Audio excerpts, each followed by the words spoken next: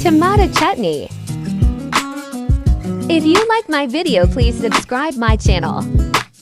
Let's start to make tomato chutney. 3 fresh tomatoes. Enough cooking oil. Add tomato slice 1 by 1 on low flame. Cover for 5 to 8 minutes. After 7 to 8 minutes, turn it.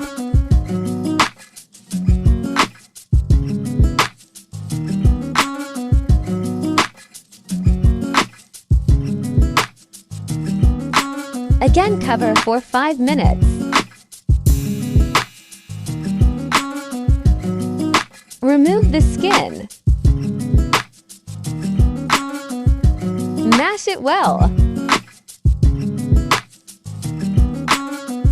4 tablespoons chopped onion.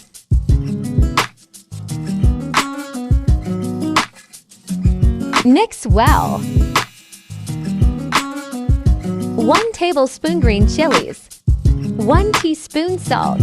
1 tablespoon red chili powder. 2 tablespoons coriander. Mix it well. 1 tablespoon lemon juice. Add burnt garlic.